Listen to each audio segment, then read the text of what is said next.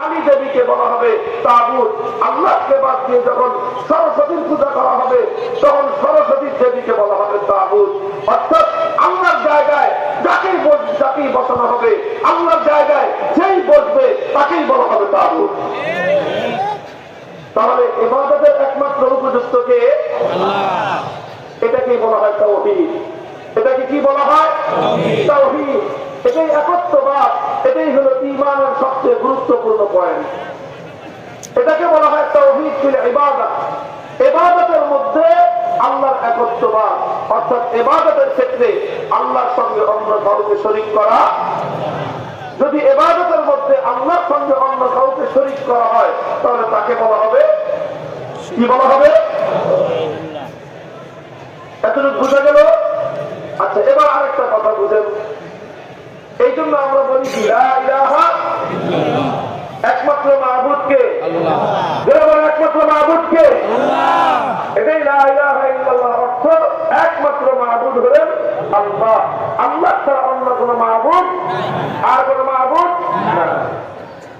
মুহতারাম হাজিরিন, ইবাদতের মালিক যেমন একমাত্র আল্লাহ, মহাবিশ্বের মধ্যে ইবাদতের উপযুক্ত যেমন একমাত্র আল্লাহ, আল্লাহ ছাড়া এই মহাবিশ্বের মধ্যে ইবাদতের আর দ্বিতীয় কোন উপযুক্ত কেউ নাই। ঠিক তেমনি ভাবে এই কুল কায়নাতের মধ্যে আসমান জমিন বিশ্ব, গোটা বিশ্ব মহাবিশ্ব, এই সব কিছুর মধ্যে আইন তৈরি করবার, কোনটা বৈধ কোনটা অবৈধ এটা নির্ধারণ করার চূড়ান্ত ক্ষমতা একমাত্র কার? আইন তৈরি করবার একমাত্র অধিকার হলো আমার আল্লাহর।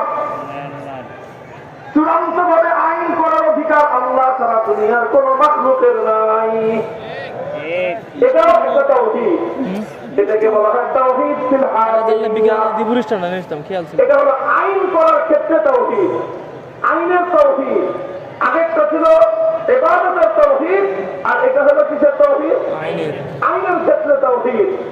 একজন মানুষ শুধু ইবাদতের ক্ষেত্রে তাওহীদ মানলেই চলে না, ইবাদতের ক্ষেত্রে যেরকম তাকে আল্লাহ তাওহীদকে বিশ্বাস করতে হবে, ঠিক তেমনি ভাবে আইনের ক্ষেত্রে তাকে আল্লাহ তাওহীদকে মানতে হবে। যতক্ষণ পর্যন্ত একজন মানুষ তাওহীদে বিশ্বাসী না হবে ততক্ষণ পর্যন্ত একজন মানুষ দুনিয়ার সমস্ত ইবাদত করতে পারে, ঈমানদার হতে পারে না। তাহলে আইন তৈরি করবার চূড়ান্ত ক্ষমতা একমাত্র কার? আইন তৈরি করবার নিরঙ্কুশ ক্ষমতা